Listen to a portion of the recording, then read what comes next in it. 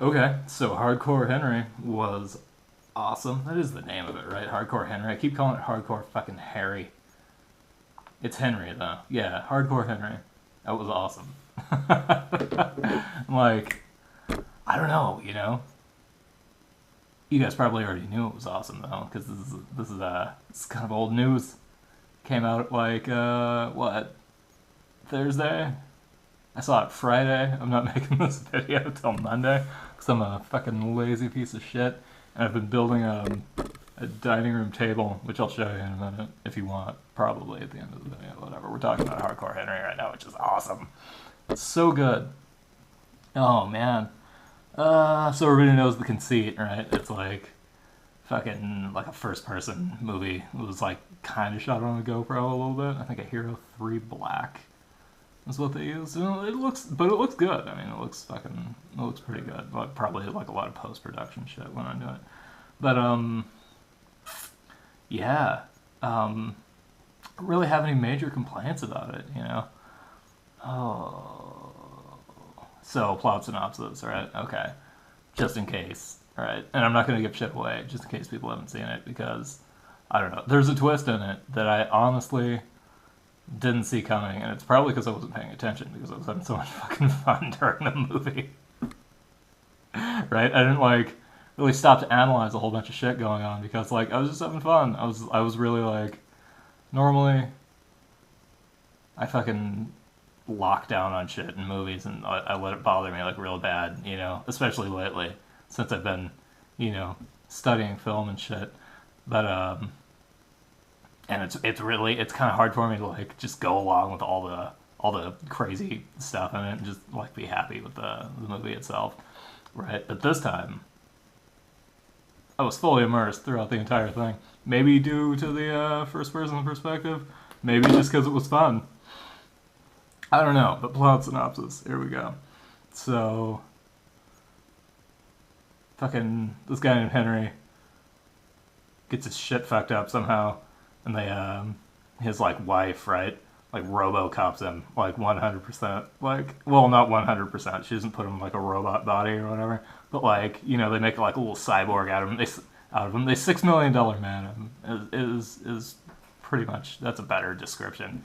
You know, not so much RoboCop, but so they like put a bunch of awesome like shit into him, like give him robot parts so he survives, and like this fucking crazy guy who looks kind of like Luna Lovegood's dad from the last two Harry Potter movies. If he was like an evil fucking like millionaire with like psychic powers and like crazy eyeballs, you know, he comes in, fucking like murders a bunch of people and shit, and they jump out of the plane. Fucking movie starts, and that's pretty much what it is. It's like the whole movie, like the whole plot of the movie, is like just an excuse to get you from set piece to set piece. There's not really too much character development. There's like actually a little bit, you know, with Henry and stuff. Even though he doesn't have any lines, which is cool. You know, it's kind of like you see like a little head shake occasionally, a little like fucking thumbs up like that. But like you never like the finger, like he's giving people the finger like all the time, and just punching and shooting and fucking like kung fu and parkour shit and like car chases. That's it. That's all it needs, you know. But yeah, like they fucking like attack his little lab or whatever before they put his little robot voice machine in his neck or do whatever they have to do to make him be able to like say things, right? So it's like a silent protagonist throughout the entire movie, which is awesome.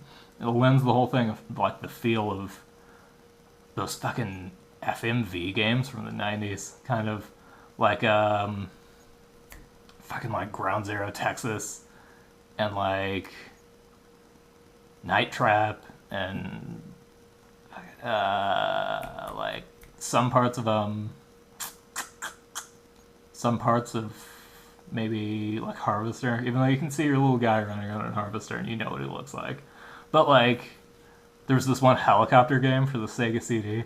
Can't remember what was going on in it or what it was called. I could look it up. It'll probably take forever.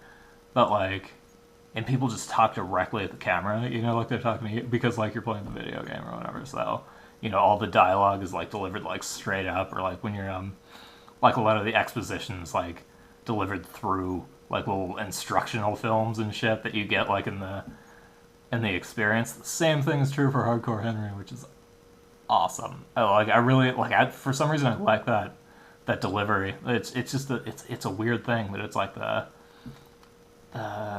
goddamn like Tom Zito like games. I think it was Tom Zito that directed all those before Mark Zito. God damn it. Now I'm gonna have to IMDb shit because I can't remember who fucking directed Ground Zero Texas and all that shit. There was like a kung fu one. Oh man, that's what it was like. There was a kung fu game for 32X where like it was like FMV, it was like full motion video, and you could just see your little hands and feet like fucking punching around, and like people talk directly at the camera. That's pretty much what, you know, the look and feel of Hardcore Henry is. Let's see here. Trap.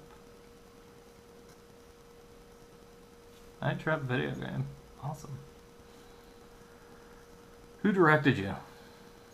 I'm gonna look this shit up. James R. Riley. James W. Riley. And Randy Field. But it's like that, like, you know, the whole, like, the delivery and all that shit. Super old-timey, full-motion video game stuff. Everything else, though, is just, like, extra violence, you know? Kind of like a ton of weird fucking characters. Like, every character that's in this like has some fucking strange thing. Like the dude who played Chappie is in it. His name I can't remember either. He was in Elysium and shit, and all the movies by that, all those like South African sci-fi films. District 9 he was in. He's in this. He plays a guy named Jimmy, and he's fucking awesome the entire time. But I don't want to give away anything about Jimmy because it's very cool and it's all super weird, right? So should probably do like a spoiler heavy one of these like later, you know, just in case so people know. Yeah, like everything about it. It's great though. Yeah, like even though it's a first person perspective, the people who made this movie, they still have an eye for color, you know, and lighting and just like set design and like set pieces and shit. So it's not just like yeah, it's not just like that fucking you know, it's not like it's not a movie, you know what I mean? It's like they're not trying to be veristic with it like at all, you know. It's not like they're not trying to make it look like life, I guess, like make it look like super boring like life. Like everything in it looks and feels like cinematic, and like they kind of they've got their shit together with like the color theory and stuff. There's a scene in like a kind of like a whorehouse like club or whatever with just like they use this red light and shit, and like that's when stuff gets like excruciatingly violent during that. It's kind of like the turning point of the film, to the point where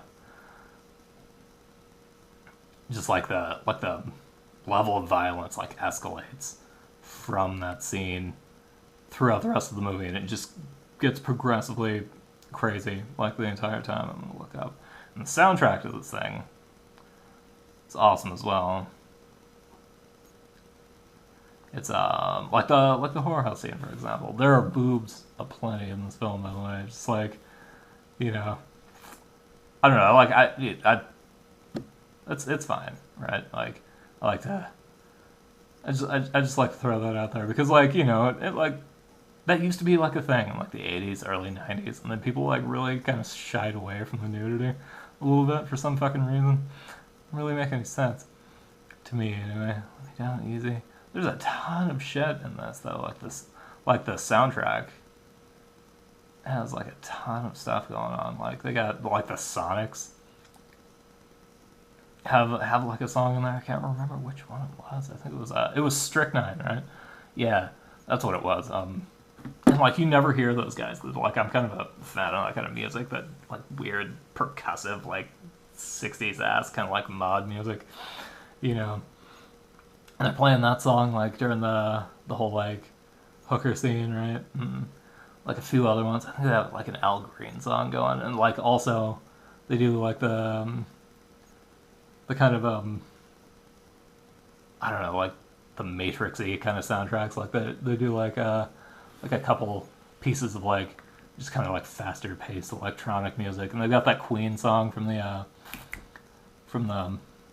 fucking trailer in there, like at the end, like has to fight like all these like crazy bald headed cyborgs. That fucking scene is crazily violent. Like it's tiring as fuck to watch, you know, because like you actually do kind of get immersed in there. Like once you can just kind of let it all go. Like there were a few times when like some shit would happen like on screen, and my fucking leg would twitch a little bit. You know, like I'd have like a little autonomic response to like the shit that was going on screen.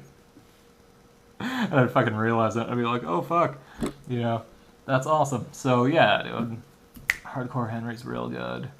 Super violent and gory. They do not like shy away from stuff. There's people like getting shot in the face. There's people getting their heads like slammed into shit like on a regular basis, stabbed with screwdrivers, fucking shot. Like a million different kinds of kung fu going on. Fucking people getting blown up, you know, beaten with things. It's pretty intense. Like the level of like cinematic violence in the thing is it's like approaching like it's a maybe like a more explicit John Woo. You know, like, that's kind of what it feels like. It's like if John Woo had his eye on the gore. You know, that would be, you know, where Hardcore Henry like lies, right? Like, because you know those movies are like violent and they're a little bloody, but they're not like super fucking gory. You know what I mean? This movie it approaches horror film levels of gore, you know, which is awesome. I dig that, right? I dig it when people get excited to just do things and they just go all the fucking way with it. It's super fun, you know. So that's good. Soundtrack's on point, action's on point, you know. It didn't make me sick. I totally thought it was going to. I was kind of worried about the motion sickness because like the first person stuff in video games, like in modern video games, anyway. Like I'm thinking like Mirror's Edge is a good example of this. I can't play it because I get fucking sick. This movie, like just something about like the way the camera moves while you're moving, and you can see your little arms and shit. This movie, like it looks like that, but for some reason I was okay. It was fine. Maybe it was like a frame rate thing. I don't know. It felt good though. I didn't get sick at all. It's good. So I think you have to be pretty fucking prone to motion sickness to like really get upset by this one. You know, like people who like throw up on shit like Star Tours. You guys remember Star Tours? Star Tours was fucking rad. Man, Star Wars right at Disneyland. That's badass. But anyway, is that still around? Somebody put that in the comments. If you know, if anybody knows, like Star Tours is still a fucking thing. Cause I used to love that. Man, that was my favorite thing at Disneyland. Anyway, but yeah, Hardcore Henry's rad. Trying to think about criticisms. There's a few points in it where editing gets a little weird, and like they'll use. There's a chase scene about 10 minutes in where like people are like chasing each other on foot, and they edit at weird times in it. And the edits just don't really make any sense. So they just edited out some of the fucking like running and shit. That's like all they did. And I know why, because it'd be boring as fuck to just watch people like run for like 5 minutes after each other, you know, like down a like a busy Russian like concourse, you know.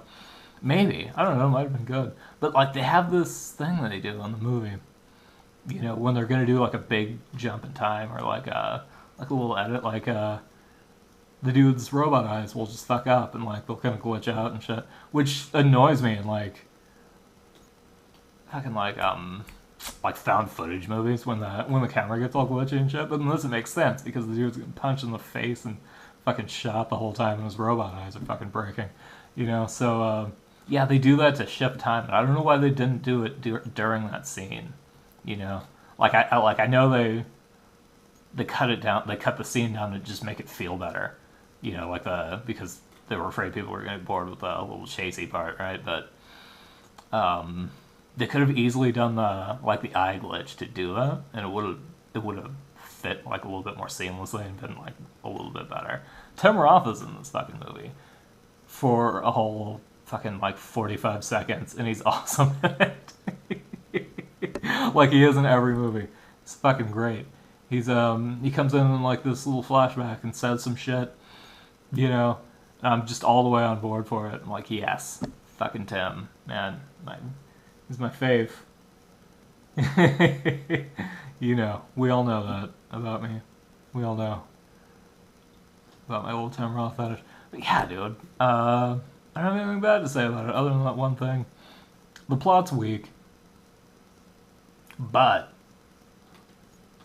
that's fine because, you know, it's there as an excuse to have like set pieces. If it wasn't there, it'd just be like fucking action scenes strung together and it'd feel gross. But like, you know, you gotta go find your wife. That's the whole thing, right? It could have been anything. It could have been, are you a bad enough dude to save the president? You know, it's like, it feels like that. It feels like the old school, like, video game plots for, like, fucking, like, the little side-scrolling ones where you punch people and shit. You know, like, they don't make any sense. Like, save your sister from the gangsters, you know, like, whatever. Okay, that's fine. I can do that. It's not, like, a broad, like, thing.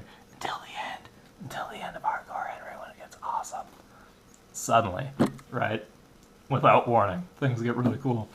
And I'm not going to give it away. I refuse to. But yeah, that's pretty much my review. It's, you should go see it. So you know what I'm talking about with the end. Because it's awesome. Yeah. And it's a revoltingly simplistic thing. So I've been making this table. Well, not making it, putting it together. It's Walmart furniture. Once again, I'm fucking myself up with the Walmart furniture. It took me 2 days to get all these chairs and this table fucking, like, put together. The thing is so goddamn complicated. I got one more chair. It's right over there in the corner. I hope you guys can see it. Oh, here we go. There it is. Yeah, man. Right next to that potting soil. It's gonna be awesome when that's done. It's a nice looking table. You know, matches my coffee table. Pretty excited about it. But, yeah, so I'm gonna get to constructing that shit, and, you guys should go watch Hardcore Henry.